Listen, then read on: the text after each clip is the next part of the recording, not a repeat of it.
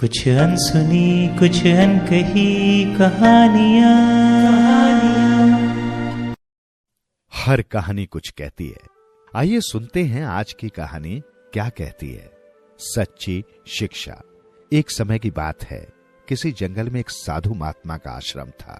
जंगल के बीचों बीच आश्रम बहुत ही रमणीय एवं मन को शांति प्रदान करने वाला था। साधु महात्मा उस आश्रम में अपने शिष्यों को विविध विषय आदि पर शिक्षा प्रदान किया करते थे। सभी विद्यार्थी उन साधु महात्मा की बहुत इज्जत करते थे एवं उन महात्मा की चर्चा दूर दूर के राज्यों में होती थी। एक दिन दो युवक उन महात्मा के पास आए और उनका शिष्य बनने की इच्छा व्यक्त की। युवक अच्छे कुल और परिवार से थे और वो दोनों भी उन महात्मा की चर्चा सुनकर उनसे शिक्षा प्राप्त करने हेतु आश्रम पहुंचे थे। महात्मा ने सोचा कि इन्हें शिष्य के रूप में स्वीकार करने से पहले इनकी छोटी सी कसौटी की जाए और उन्होंने उन दोनों से आश्रम के एक कमरे में रखे दो मिट्टी के कबूतर लाने को कहा। दोनों कबूतर बहुत ही सुंदर थे तथा उन पर विशिष्ट प्रकार की कलाकृति की गई थी, जिससे वे बेहद चमक रहे थे। महात्मा ने एक एक कबूतर दोनों युवकों के हाथ में दिए और उनसे कहा कि आपको आपके हाथ में दिए हुए कबूतर की गर्दन तोड़नी है। युवकों को लगा ये तो बहुत ही सरल काम है और इससे क्या शिक्षा हासिल होगी और इससे गुरुजी क्या कसौटी करेंगे। किंतु गुरुजी ने उनके सामने एक शर्त रखी। महात्मा ने कहा कि आपको इन कबूतरों की गर्दन तभी तोड़नी है जब आपको कोई देख न रहा हो। स्मरण रहे, यदि आपको इनकी गर्दन तोड़ते हुए किसी ने देख लिया तो आप परीक्षा में निष्फल हो जाओगे। जैसे ही आप गर्दन तोड़ लो, मेरे पास आप चले आना। दोनों युवकों को लगा ये तो बहुत ही सीधा साधा और सरल काम है और दोनों आश्रम से बाहर की ओर चल पड़े। एक युवक आश्रम से थोड़ी दूर गया और उसने देखा कि यहाँ कोई देख ही नहीं रहा है, दूर दूर तक कोई दिखाई नहीं दे रहा है, तो मैं गर्दन तोड़ देता हूँ और गुरुजी से जाकर ये बात तुरंत कहता हूँ। दूसरा युवक हाथ में उस कबूतर की कलाकृति को लिए दूर जंगल में चला गया। जब वो एक घने जंगल में पहुंच गया तो एक पेड़ के नीचे वो बैठा और कबूतर की गर्दन तोड़ने का फैसला किया। किंतु जैसे ही वो गर्दन तोड़ने वाला था, उसकी नजर उस पेड़ पर बैठी एक पक्षी पर पड़ी।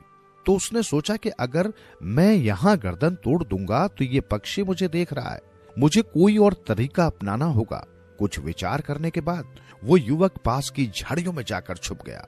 उसे लगा इन झाड़ियों में मुझे कोई नहीं देखेगा और मैं गुरुजी का दिया हुआ काम पूरा कर पाऊंगा। किंतु उसने देखा कि झाड़ियों में छोटे छोटे कीट पतंगे और मक्खियां थी, तो वो भी उसे देख रही हैं। ये सोचकर वो झाड़ियों में भी कबूतर की गर्दन नहीं तोड़ पाया। कुछ समय विचार करने के पश्चात उसे एक उपाय सूझा। उसने एक गड्ढा खोदा और उस गड्ढे में बैठ गया।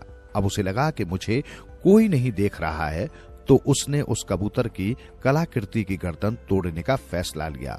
किंतु उसे एक विचार आया कि अगर मैं इस कलाकृति की गर्दन तोड़ दूंगा तो इस कलाकृति में जो आंखें बनी हैं वो मुझे देख रही हैं। और यही सोचकर उसने उस कलाकृति पर एक कपड़ा डाल दिया और जैसे ही वो उसकी गर्दन तोड़ने को हुआ, उसे ख्याल आया कि मेरी आंखें तो मुझे देख रही हैं इस कबूतर की गर्दन तोड़ते हुए, तो उसने अपनी आंखें बंद कर ली।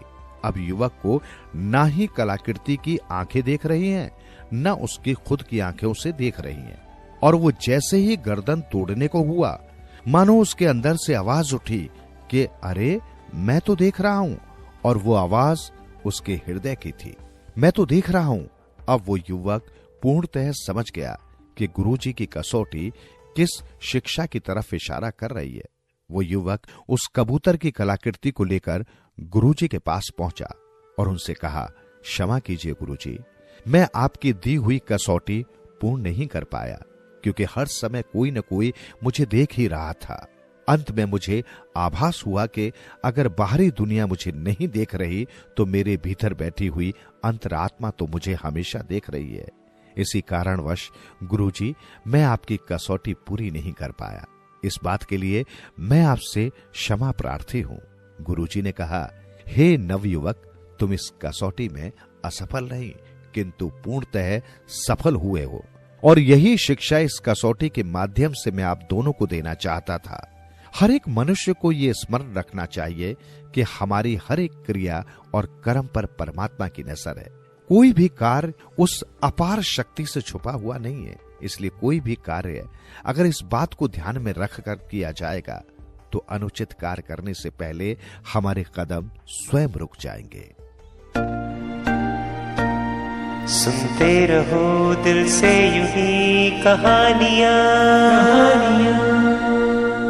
कहानियां आपकी, हमारी और सबकी, जो दिलों को छू लेती है। सुनते रहें कहानियां।